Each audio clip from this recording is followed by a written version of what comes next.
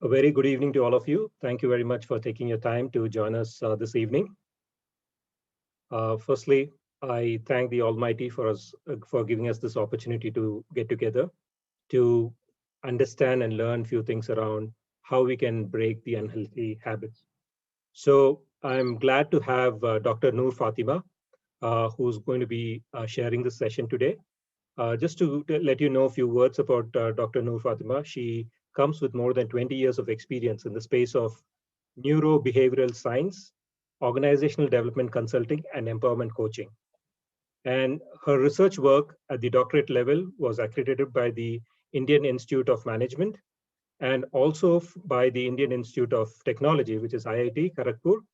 And good thing is that she has touched more than 55,000 lives through her interventions and initiatives. With patents on her way, books in her pipeline, and 9 international certification, this down-to-earth empowerment coach is a treasure trove of knowledge and experience. So I will hand it over to Dr. Noor Fatima to take this session. Thank you. Thank you very much, Mr. Azim Seth. Very humbling to hear those words. So a very good evening to everyone. It's fantastic to see that all of you all have made it. We have 46 participants today from across the globe. So that's very heartening. We'll try to keep the session to half an hour. But in case there's a slight spillover, bear with me. I can understand if somebody can't make it beyond half an hour. We totally understand. Today's topic is all about breaking unhealthy habits. And this is a topic that's very, very, very close to my heart because we all have habits, some of which are healthy and some of which are not very healthy. So this session is all about understanding how habits are formed, what's the science behind habits, what happens in our brains during the habit formation process, how can we change unhealthy habits? So how can we replace unhealthy habits with healthy habits? What is the game plan? So without wasting any more time, let's plunge into today's session. Just another point that I wanted to make. Let's try and make the session as interactive as possible. I will try and share many case studies and real life examples with you all. But do participate, do ask questions, raise your hands whenever you have a query, and feel free to use the mic. We'll try and address those queries. If I cannot answer any question during the session, we will address that question at the end of the session.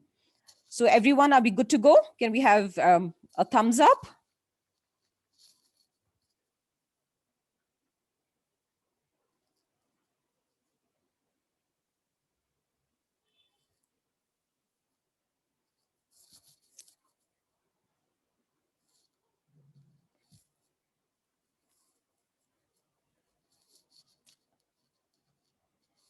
All right, let's get started. So I have a very simple question for all of y'all. What are habits? So what do you think is a habit?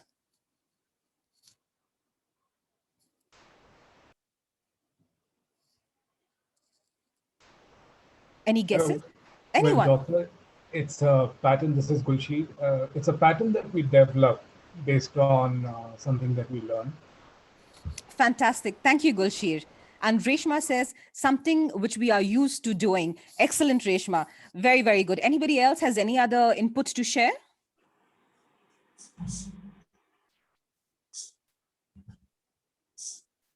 It is something that we repeatedly do is what Tahia says. Routines, absolutely. Farzan says they are routines. Excellent, very good. Y'all are making my life so much easier. So habits are mental shortcuts created by our brains in order to understand or to perform and act easily without thinking too much. They are automatic responses and they almost like involuntary actions that we have. And these are very, very difficult to break. So habits are patterns, point number one. And point number two, they're associated with the environment. So the action or the behavior that you're performing is directly associated with the environment. So if you want to go to the gym every day, you get a cue or you get a trigger or a reminder from the environment, which could be your alarm going off or your sneakers that you've left outside the door or your tracksuit that you've kept on the chair. All these are triggers in your environment that tell you that it's time to go to the gym. or we eat at a particular time. So, at tea time, you need to have your biscuits and your cup of tea. By 1 o'clock, you need to have your lunch. By maybe 8:30, 9 in the morning, you need to have your breakfast. So habits are formed because of same actions that we do again and again and again and again, till they become entrenched in our brain. They literally create a mark in our brain. And these are called memory traces or neural pathways. Yeah. So that's what habits are all about. Now, tell me, now habits can be good as well as bad. In fact, habits are very, very, very important. If we did not have habits, it would be very difficult for us to carry out our everyday activity. Imagine if you had to get up in the morning, and as soon as you get up, you sit on the bed and you scratch your head and you wonder, what is the next thing I should do? Automatic responses like just getting up, as soon as you get up, go to the washroom, brush your teeth, take a shower, put on your clothes. All these are because of habits that we've practiced over time, over years. In fact, they have become part of our personality. Imagine if you had to think about even the smallest of activity, how traumatic life would become. So habits are very, very good because they save us a lot of time and energy. But as time goes on, just like good habits, we also develop certain unhealthy habits or bad habits that affect the way we live and perform. They affect us personal as well as our professional lives. In this session, we are going to focus on those unhealthy habits. So, can any of you all share some of the unhealthy habits that most of us have? Just a few examples. We all have unhealthy habits. Waking up late, Reshma says. Thank you, Reshma. Very good. Morning Laziness. laziness. Excellent. Why, Sakia, why did you say morning tea is an unhealthy habit? Do you drink too much of tea? Nausheen says procrastination, sleeping late. Nasira says watching too much TV. Overthinking, says Farners. Absolutely right. I'm only worried about the only one thing, which is the morning tea. Nail biting. Excellent. Excellent. Wow. All of you are talking out of experience. Very nice. Wasting too much time on social media. Very, very good. So I'm just taking all the information that you have and I'm just sharing it on the screen. One of the most common unhealthy habits that most men and even women across the globe are facing today is smoking. Smoking, overeating, eating junk food or unhealthy foods, oversleeping, like you all very rightly said. I'm surprised no one said shopping. Aren't there any shopaholics over here? We spend so much of money on shopping, addiction to social media, television, gaming, mobiles. All these are very, very common. Now, sometimes these habits become so entrenched within us that they become addictions like alcoholism, gambling, even smoking is an addiction. Drugs are addictions, and these are because of bad habits, because we've been doing the same activity again and again and again and again. And now we are caught in that trap of learned helplessness, and we do not know how to break that trap.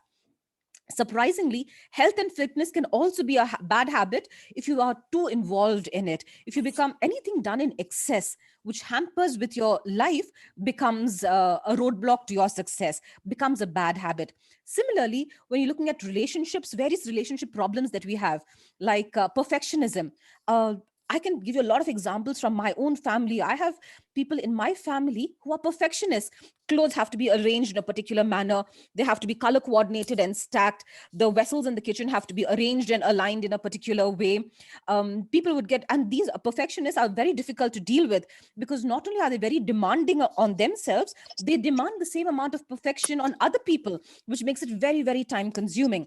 Some people, get so obsessed with cleanliness that they go to extreme lengths to cleaning their house. They are not satisfied if the maid just comes and cleans their house. After the maid goes, if they see a speck of dust on the window or the door, they again start the entire cleaning process and everything, wasting so much of time in the bargain. So perfectionism could also be a bad habit. Interrupting. When somebody is talking, I'm sure you've come across people like this who love to talk all the time. So they'll ask you a question, and the minute you start talking, they cut you short. And the minute you try to explain, again, they cut you short. They make it about themselves. And the saddest thing is, they are not even aware that they're doing something like this. It's very, very sad because now it has become a habit for them.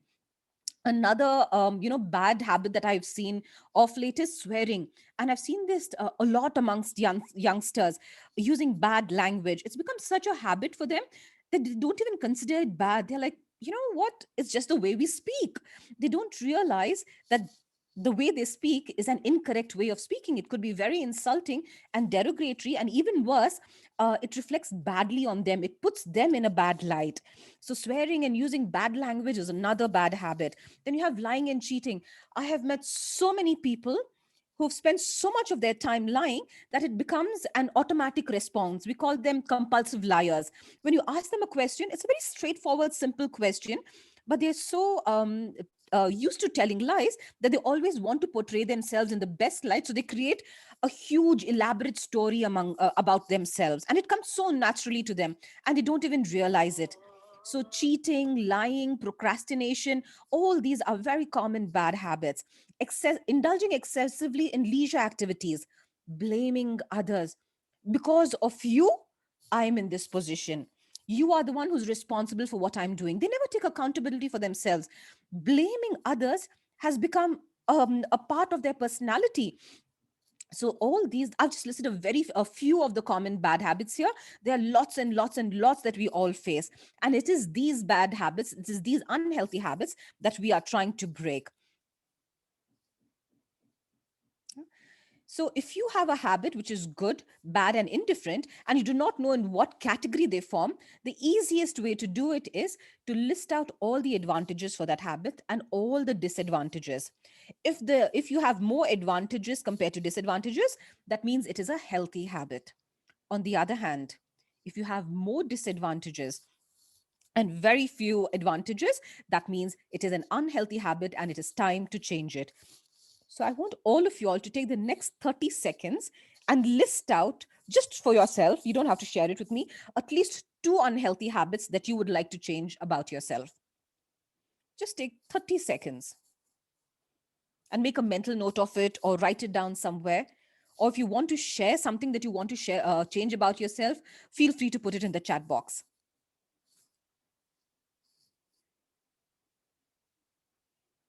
Once you're done, just give me a thumbs up in the window, in the chat box.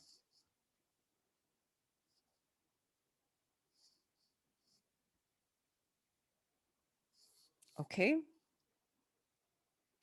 Blaming ourselves is also, Mr. Jilani, is also a bad habit.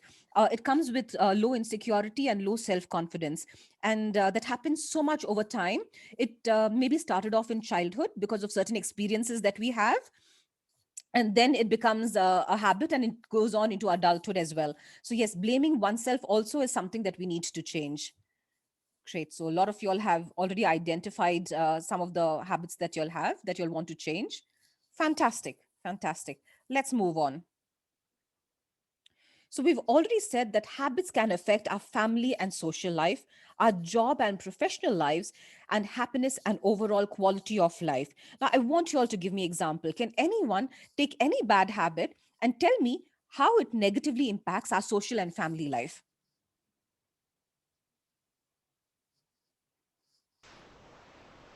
Being busy on the phone, not giving time to the family. Not giving time to the family because of being addicted to the phone. Excellent, excellent, fantastic. So what happens? The family gets neglected, and people around feels that we are not giving them attention. Very good, very good. It also reflects in our kids' behavior, says Salma. Yes. Very, very nice. Fantastic. Okay. Give me an example where bad habits affect our job and our professional lives. Not being productive. Not being productive. Yes. Okay. So you're taking longer time to do the same job because of your addiction. What addiction? Give me one addiction that can negatively impact our job. Perfectionism. Very good. Perfectionism, says, is it Nazat? Nazat, were you the one who said that? No, it's me, Reshma. Reshma. Okay, even Nazat has typed out the same thing in the chat box. Very nice. And can you get anyone, can you give me one example of how a bad habit affects the quality of our life and happiness, our personal lives? Being negative about situations. Very good. Can you give me an example, a situation? Can you share a situation?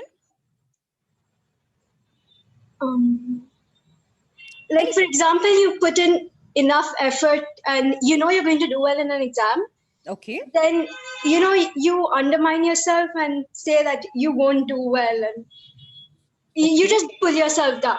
And tell So that Mm, affects you psychologically. very good. And yeah. why is it that we have this kind of negative talk? Why is it that we have this kind of pessimistic behavior? Over Insecurities. expectations. Sorry, I heard insecurities, something else. Somebody said somebody else, something else. Over expectations also. Too much of expectation, unrealistic Expectations. expectations. Yes, yes. Very, very good. In fact, because of the COVID situation, a very strange thing has happened because even the men now are staying at home and working from home. They have encroached into the personal space of women around them, and women are feeling very, very insecure.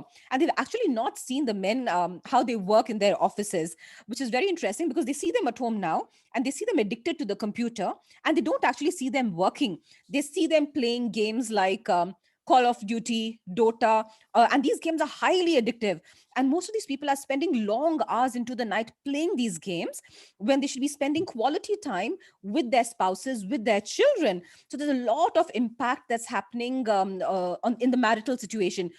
Spouses are getting, very, very disturbed. They're getting estranged from each other. They're moving apart, and there are a lot of issues that happen. So bad habits can affect our family and social life.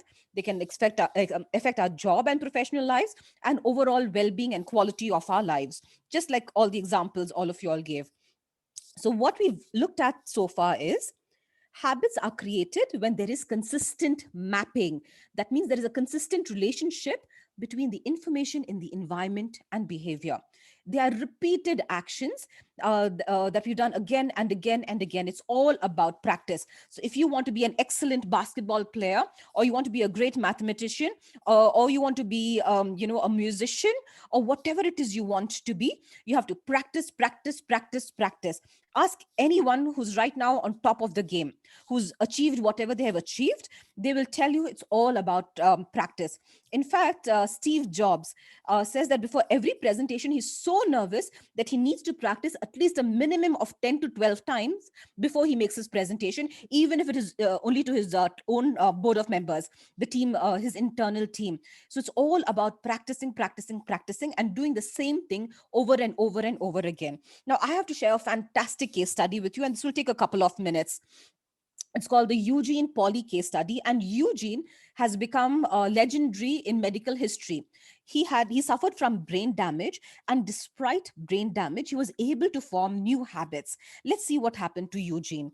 So sit back, relax, and just listen to the case study about Eugene Pauly. Now, Eugene had a very healthy life. One day, when he was in his late 60s, his wife was talking to him, Beverly, and she said, "Tomorrow, Michael is coming over with the kids for dinner." And Eugene just looked at her very curiously and asked, "Who's Michael?" And she just thought, what a queer question. And she just said, "Remember Michael, our son? Our son is coming over for dinner tomorrow with the grandkids." And Eugene did not know what to say. That night, he had high fever. He broke into a cold sweat. His fever was about 106. They rushed him to the hospital. Doctors could not figure out what was happening. He was becoming delirious. He was not talking normally. He was all nonsensical words were coming out of his mouth. The doctor started immediately injecting him with a series of antibiotics. They extracted cerebrospinal fluid from his vertebral column and ran it for a culture test and culture examination and investigations. And they found that he had a viral infection. Basically, he had viral encephalitis, which is basically brain fever. Now, in most simple conditions, it causes common rash, colds, allergies, which our body can fight and we can overcome. In some cases, like in Eugene's case, it can cause significant brain damage. And this virus started to eat up significant parts of his brain. For the next 10 days, Eugene was in coma. The doctors did everything in their power to try and get him out of the coma. They pumped him with a lot of antibiotics and medication. And finally, he did come out of the coma after 10 days, which was a miracle by itself. And the doctors told his wife, Beverly, don't have much hope. We do not know to what extent the brain damage could be. But surprisingly, most of his neurological functions were intact. He was able to walk, run, read, study, engage in conversations with people, do most of normal healthy activities. But he had lost out on 20 years of his life. He forgot what happened in the last 20 years of his in the last 20 years. So he remembered getting married, but he forgot that he had children. He forgot that he had grandchildren, and everything else and what happened in the last 20 years he forgot.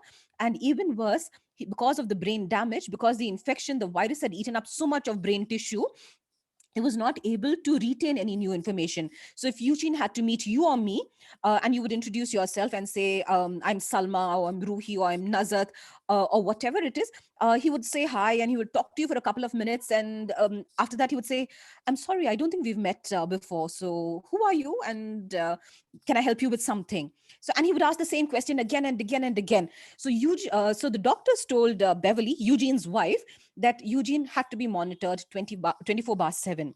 Over the months, the doctors continued to monitor his progress. And even after several months, when the doctors asked him, if he knew how to go from his living room to the kitchen, he was unable to draw it on a piece of paper. He could not recollect how to go from his living room to the kitchen, which was very, very sad. In this condition, the doctor said there is no hope, because it's very difficult to monitor such a person. You probably have to institutionalize him, because it's just too much of work for one person to take care of a person who's like this. Now, every day for the next 6 months, Beverly formed a routine. She would say, Eugene, you have to get up at this time. She would change his clothes. He knew how to change his clothes. He remembered all that. He remembered everything that happened before 20 years. It's just that the new information could not be retained, and he could not remember anything that happened in the last 20 years. So every day she would prepare his food, keep it on the table. He would eat, and she would take him for a walk for the next 3 to 4 to 6 months. And she would take him for a walk at the same time every day, on the same path every day. One day she was very busy and she was rather unwell, so she could not take him for his morning walk. When she woke up a little late and she came into the living room, she saw that Eugene was nowhere. He was nowhere in the house. Panic struck. She was so worried. She ran to the neighbor's house to see if he had wandered off over there. She ran across the street. She could not find him. She searched for him for the last half an hour. She could not find him anywhere. In a completely panic mode, she was about to call the cops when she reached home. And when she came home, she saw that Eugene was comfortably sitting on his chair. He was comfortably sitting on his chair and watching watching the television. And she asked him, Eugene, what happened? Where did you go? And Eugene said, I didn't go anywhere. I was sitting here. He had forgotten that that he had gone all by himself for a walk. And Beverly only got to know that he had gone for a walk because she found that he had picked up small pebbles along the way and small little pine cones and left it on the table. Now, this was a very interesting piece of information for all the doctors and neurologists. It indicated that Eugene had somehow, despite the brain damage, formed a pattern in his brain. A new habit was being formed. Without supervision, he was able to go for his morning walk. So for the next 2 months, Beverly did not take him for morning walks, but she followed him. And she saw that every day he got up at the same time, got dressed, had his breakfast, went on his own, the same route that she had taken him for the last 6 months. He would follow the same route. On the way, he would come back, pick up a few pine cones and pebbles and stuff like that, but he would not remember going for a walk after that. He would not remember what he's done. Now, if a person with brain damage can form new habits, then you and I can easily break our unhealthy habits. And that's motivation for you and me to put in a little effort. If you practice and create new habits over time, they will replace the unhealthy habits. So let's look at what happens inside the brain of a human being. Yeah, so when habits are being created, neural pathways are entrenched in our brain. Each pathway is associated with a particular action or with a particular behavior. Every time we think, we feel, or do something, it strengthens this neural pathway and habits are formed. Habits are well-traveled pathways. Another thing that happens in the brain is there is something called the habit loop, which I will share with you very soon. In a couple of slides, you'll see that. And in the habit loop, we have a trigger or a cue in the environment. And then you have the routine, and then you have the reward. So the cue is the trigger in the environment that tells you to get up and go for a run in the morning, or that tells you to get up and eat junk food, or it tells you to go out for a smoke. And it creates a craving in the brain. And this craving in the brain is created by a neurotransmitter called dopamine. So there's an increased secretion of dopamine in the brain, which causes this craving and says, I need to be gratified right now. So if I do not smoke that cigarette right now, I'm going to get restless. If I don't scream and shout in order to vent my anger, I will not feel good. If I don't pick up the junk food and eat right now, I will feel very restless and irritable. So dopamine creates that craving. So we have to replace that routine with something else so that this dopamine surge is satisfied. And that's what we have to do with every unhealthy habit. So this is what is happening inside our brain. I've tried to explain this very, very simplistically. There's a lot more things that happen inside the brain. I hope we have a full day session on this so that I can actually get into details of this and we can do live experiments with all of you all to see how habits can be created and how we can overcome this. So if you all are interested in a full day workshop, please send out an email to the team on the numbers that have given or the email that's been mentioned in the slide or in the flyer. Yeah. So let's just move on. So these are some habits that are absolutely damaging to the brain. And these are very common modern day, habits that we all see. It is studies have shown that sleep deprivation can actually shrink your brain. Your brain will get smaller and smaller because of sleep deprivation. Just a second. Watching too much of screen time is also very, very bad for the brain. A 10-minute conversation with another person sitting in front of you can improve your memory and cognition to a large extent. UCLA did an extensive study on brain damage, and they said that in sitting in front of your desk and computer for long hours actually thins out the layers of your brain that are linked with memory.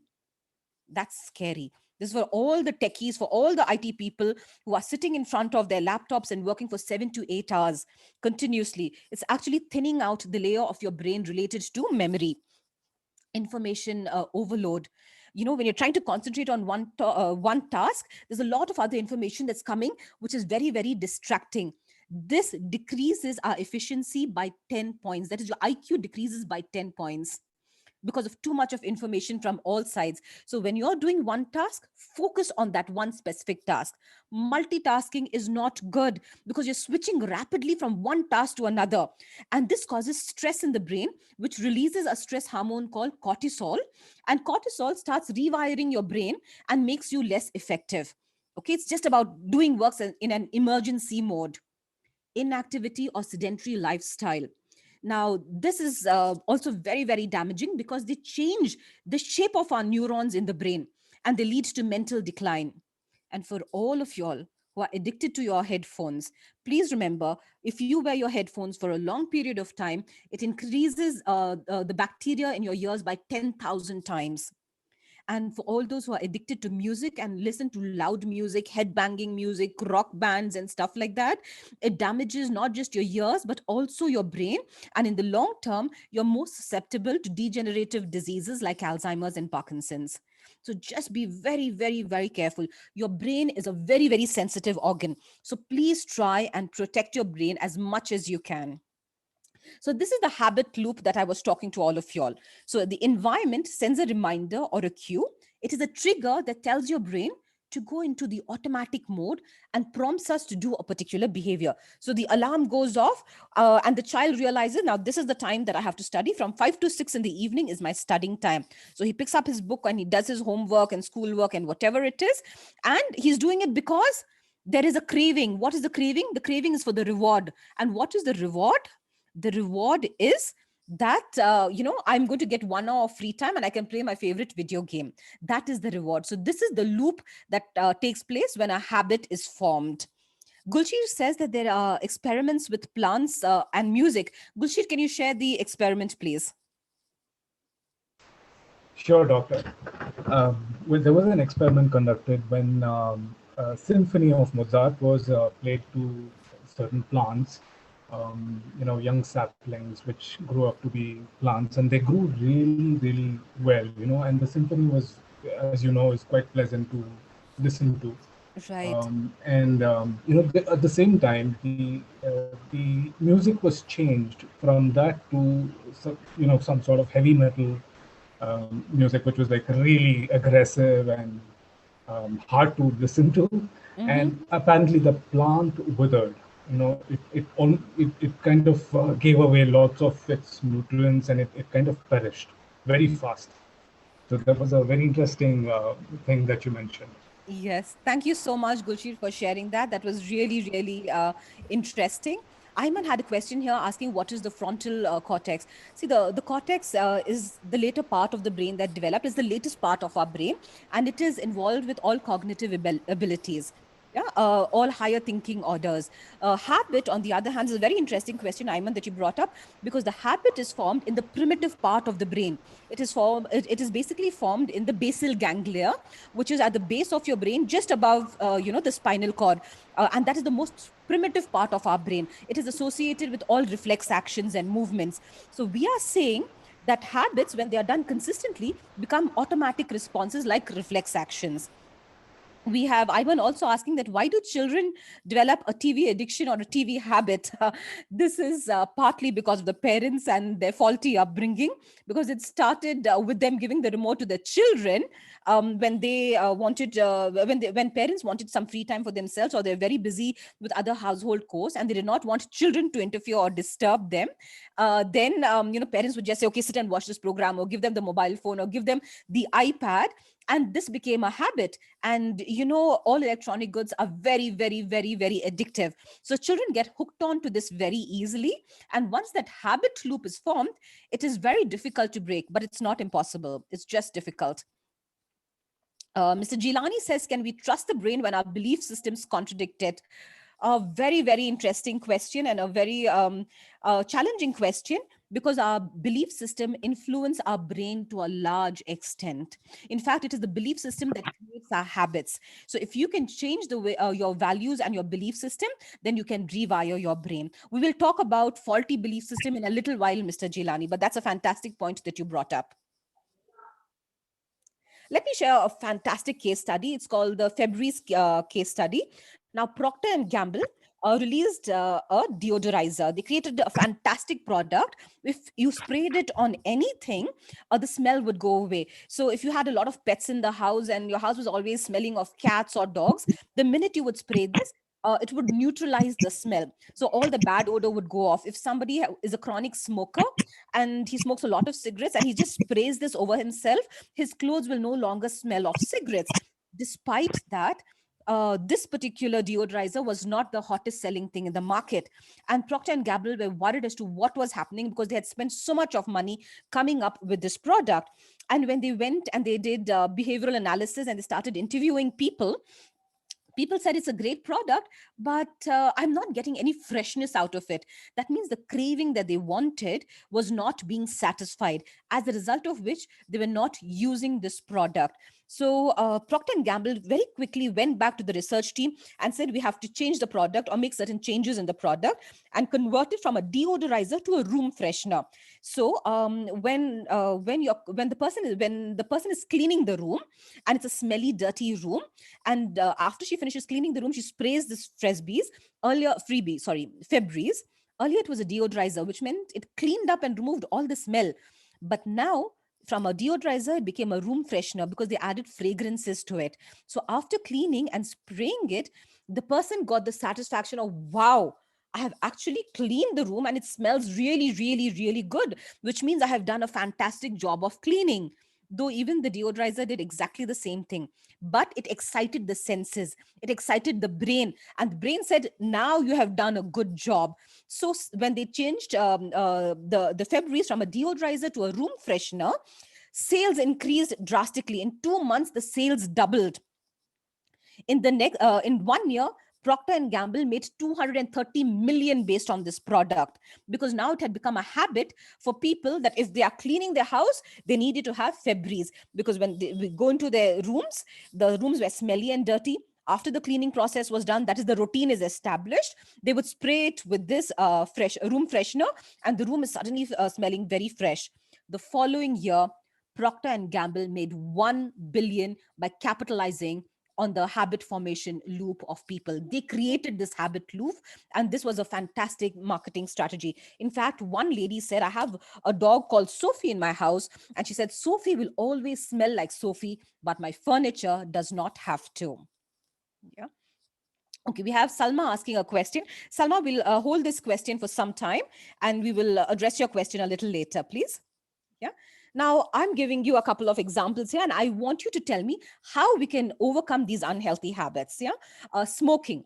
So, can you tell me how you can break this unhealthy habit of smoking and replace it with a healthy habit? Anyone would like to try, or try overeating? There are two examples given here, smoking and overeating. You can choose any one, or you can choose any unhealthy habit and tell me how are you going to replace it with a healthy habit. Anyone wants to give it a try? Overeating. Okay, Mr. Gilani, overeating. Tell me, how are you going to break that unhealthy habit of overeating?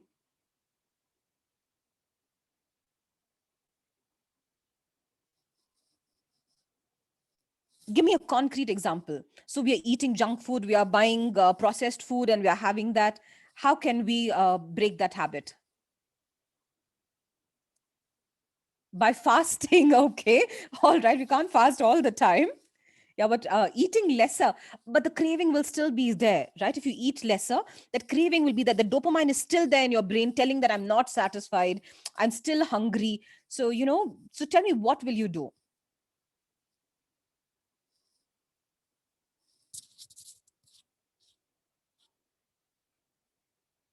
Hate the food, drink more water, eating nuts. Very, very good. Okay, so one way to overcome overeating is not to stop eating completely. Yes, have multiple small meals, but and replace it with tasty, healthy food. It doesn't have to be deep fat fried food. It could be tasty yet food. Instead of deep fat frying it, use an air fryer for your chips. So you're still having your chips. You're feeling good about it, but it's not all that unhealthy. And never try to stop any unhealthy habit all of a sudden. It never works. Break it down into smaller pieces. Have something like granola bars that will make you feel full. It's delicious because it's coated in dark chocolate, and yet it doesn't make you feel hungry. And then you can do something like intermittent fasting. So instead of eating 3 to 4 times a day, you can you can eat twice a day. You can have a good big meal in the morning, have a lot of liquids during the day, and small healthy snacks, and another meal just around 5 o'clock or 6 o'clock in the evening. Yes, Ruhi says use the tandoor instead of frying it. Brilliant. Yes. So overeating can be controlled by replacing it with healthy habits. In fact, I had a client who was a chronic smoker, and he used to smoke a lot, but he was committed to giving up smoking. So we created an action plan for him. So, and he felt like he felt like smoking after every meal. So after every meal, what he did was, instead of picking up the cigarette and smoking, he said, there's a tender coconut shop next to my house. So he would walk down for 5 minutes, have a nice big tender coconut. It would fill him up. The craving in the brain is satisfied. He feels really good after having the tender coconut. And that helped him reduce the smoking. And gradually, he stopped smoking altogether. So he first replaced it with a health drink like a tender coconut juice or tender coconut water. And then he replaced that with exercise. So he would go for a quick walk after his meal, and he felt much better. Yeah. So research has shown, global research shows that Duke University in 2006 found that 40% of the actions that we carry out every day aren't actual decisions, but are a result of our habits. That means 40% of the things we do every day are because of our habits. Yeah. And it's very easy to break an unhealthy habit and replace it with a good habit. So when you're creating a good habit, make that habit obvious, announce it to everyone, get a fan club around you that you're trying to overcome this particular bad habit. So make it obvious, make it known, make it attractive, make it easy. Don't make it difficult that I have to stop eating junk food within a week. It's not going to happen within a week. You have to do it gradually, because habits are formed over time, and it takes time for new habits to replace old habits. And the old habits don't die away completely, by the way. They if you don't perform any particular habit, the neural trace just lightens, but it still remains in your brain. And make a good habit satisfying. Bad habits, on the other hand, can be you can make them invisible. Don't give them attention. Make them unattractive. So if it is junk food you're having, tell yourself, "Oh my God, I have to go to the shop. I have to, start my car. I have to start the bike. It's summer. It's really hot. I have to go all the way there and then pick up and then look at the amount of money that you're spending on junk food." So make it really unattractive. Make it hard and make it unsatisfying. Because when we have junk food, it gives us immediate satisfaction, but 15 minutes after that, you have a bloated stomach, you have gas, you have acid reflux and acidity, and you actually feel miserable because of this unhealthy habit. So highlight the disadvantages of it so it becomes very easy to break that particular habit. Now, y'all tell me some of the reasons people come up with for not changing their habits. And yes, Nasira says that if we eat too much of junk food, we would become obese. Yes, that's an excellent motivation to stop eating junk food. Okay. People, tell us what are some of the reasons that people come up with for not wanting to change their bad habits. Any guesses? Why is it that you and I are like so lazy to change? We are used to it. Very good, Reshma. Because we like it. We are stuck in our comfort zones. Excellent. We are lazy. We feel comfortable. Very, very good. Anything else? Can't find a correct replacement. Yes, lazy is coming again. Very, very good. Yes, ignorance. Ignorance. How, Khadija? How is it ignorance? Because you know it's unhealthy unless you don't know it's unhealthy. Like if somebody is spending a lot of time gaming and he thinks that gaming is not good, and it's then it's lack of awareness and ignorance comes into place. We are not harmed by it. Old habits die hard. Absolutely right. Very, it's supported by the environment and people around us. I've all the points that you have said, I've just captured that out here on the screen. Most often we say, my habit, it's not so bad. Come on, I don't smoke packs of cigarettes a day. I don't eat that much of junk food. It can't be all that bad. I've had this habit for years. I can't suddenly change it. It's too hard to change.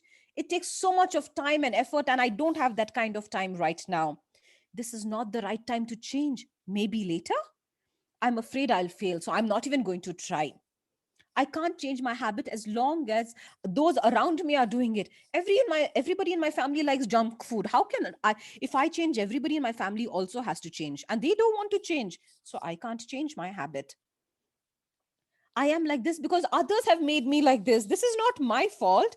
My parents were the one who got junk food into the house. How this is the playing the blame game over here. We hear that very often with children. I'm under a lot of pressure trying to quit another habit, so I can't focus on this particular habit. I can't change the present environment. So, all these are classic examples for not changing our habits. Sometimes habits become go to such an extent that they become addictions and disorders. Like, you're addicted to social media, surfing, gaming, smoking, drugs, alcohol, gambling, and sometimes they turn into disorders like an anxiety disorder, obsessive compulsive disorder, temper tantrums, and they can cause us a lot of problem. In this case, it's very difficult for us on our own to overcome a bad habit. So what we need to do is we need to create a strong support group, and more importantly, you need to get professional help from a psychologist, a trained psychologist who can help you to break these habits by using cognitive behavioral therapy or other therapies. So don't shy away from asking help. That's very, very important. And it's all about taking action and creating new neural pathways. So if you are really committed to changing yourself, you have to start by asking yourself these basic questions. What did I do? What led me to do it? So describe the situation. What are the triggers in our environment that have caused this particular habit to form? Where did I do it? When did I do it? How often did I do it? Or how long am I spending doing a particular activity, engaging in a particular habit? How do I feel when I'm in that particular situation? And how do I feel after that?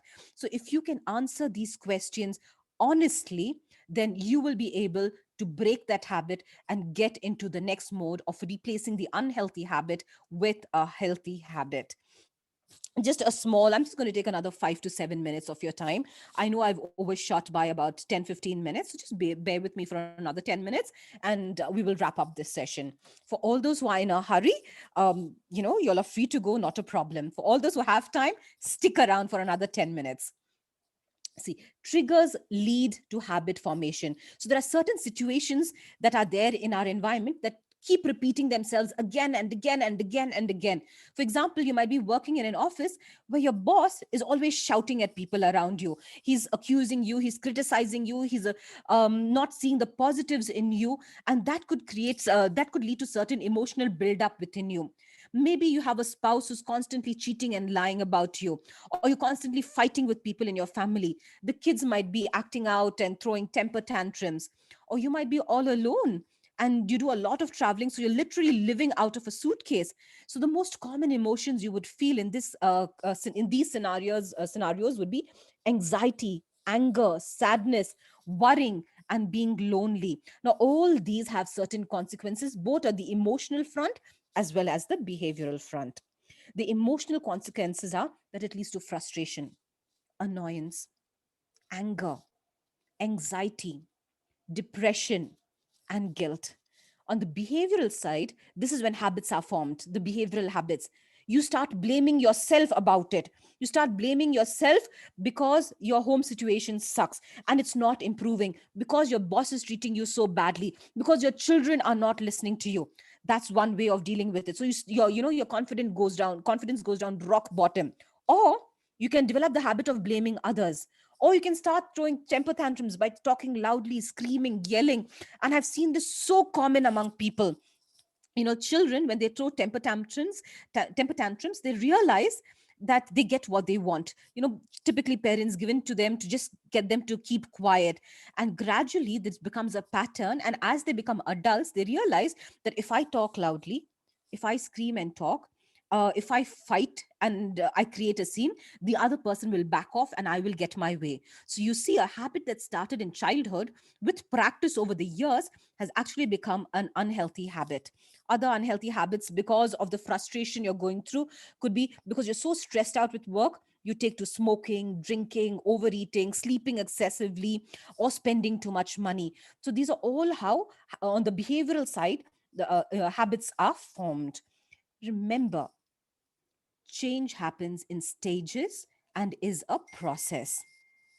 Gulshi says one bad habit could spread towards contributing so many negative attributes. Absolutely right, Gulshi. Bang on. So you cannot change habits suddenly. It's a gradual, systematic process, which means you need to be disciplined. And just remember, there are certain basic steps to keep in mind when you want to replace a bad habit with a new habit. First of all, maintain a record of your unhealthy habit. List out the advantages and disadvantages. Identify the behavior just before that particular habit. Describe your habit. Practice relaxation techniques. Identify the situation that's provoking you. Identify the habit that's provoking the situation. Develop a complementary response, an alternative response for that particular habit. So if you want to avoid junk food, start by eating healthy food or having small snacks or intermittent fasting. So have an alternative that's there in place, a backup. Review the behavior that leads to your habit. Most importantly, get help from others, from family members, from friends, professional help from counselors and psychologists. Do whatever it takes to improve your situation. Identify situations that you have been avoiding all this time. And trust me, you need to de stress and relax. Studies have shown that praying is one of the best de stressors you can have. So please make sure, whatever your connection is with your creator, there should be some form of prayer involved on a daily basis. Practice progressive muscular relaxation techniques. Use advanced breathing techniques and meditation to calm your body down. Harmful beliefs shape our habits and automatic thoughts. This is what Mr. Gilani was saying earlier. So if you have a belief, an incorrect belief system, that I have no control or power over this particular situation, your automatic thought or the habit that's created in your mind is, I can't stop doing this. It's not in my control. So you have to change your thinking, because your thinking influences your behavior. Finally, we've come almost to the end of this entire session. I'm just going to teach you one simple rule. It's called the 5-second rule. The moment you have an impulse to act on a goal or a negative habit, you must push yourself into acting or doing something else in the next 5 seconds. So if you have the urge to go out and smoke, instead of smoking, you should immediately go drink a fruit juice, or chew a gum, or go for a brisk walk, but you have to do it within 5 seconds. Within 5 seconds. If you delay it more than 5 seconds, you're going to give in to the urge to go out there and pick up a cigarette and start smoking. Here's an example. If children want to study, many times they open their book and they're sitting in front of that for hours and hours without even finishing studying even one paragraph. 2 hours also, you come back, they're still on the same page. This is because of an unhealthy pattern that has been established. When you give them the book, they should actually start studying within the first 5 seconds. If they don't do that, trust me, even after 1 hour, they'll be stuck on the same page. If you don't start doing things you don't feel like doing, you will wake up 1 year from today and be exactly in the same place you are. And you'll wonder what's happening with your life. You'll feel stuck out over there. We don't know one particular person who invented the 5-second rule, but there's a very common technique that we have in psychology that we use. I will check on that and I'll get back to you, Ayman, on that. Finally, here's the surprising part. It takes 66 days on an average to create a new habit, not 21, not 40 days, but a minimum or an average of 66 days for a new habit to be created, which means you need to be consistent. You need to replace the old habit with a new habit again and again and again and again and again for a minimum of 66 days. Because after 66 days, it becomes an automatic response. You no longer have to think about it. Immediately, the new behavior kicks in because you've been doing it consistently over time. Yeah. So create small things that you can do to help you create these roadmaps. Create and review your goals on a daily, weekly, and monthly basis. Keep a gratitude journal with you. Write down 3 things you did well today. Do one thing that scares you every day. Confront your fear. That's exactly what we mean. When I say one thing that scares you every day, it means don't have an escapist attitude. If you're frightened of something, confront it. The more you run away from that situation or that particular person or that behavior or that action, the more you're encouraging the negative behavior. Take time out to read, and most importantly, exercise, exercise, exercise. Yes, Ayman, 66 days is a very long time, but that's what's going to create the automatic response. And that is why you need to have a very strong support system. You need family, friends, or an external support structure like professional help or a therapist to help you overcome that bad habit. It is all about discipline and consistency.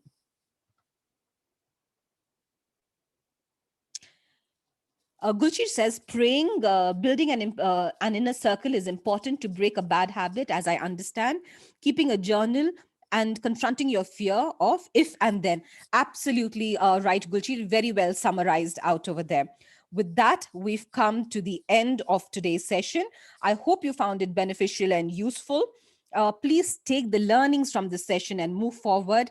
We at the Golden Breeze Foundation are committed to helping you in whatever way you can. So if you all have any doubts, queries, please feel free to reach out to our team. Send us an email, or WhatsApp us.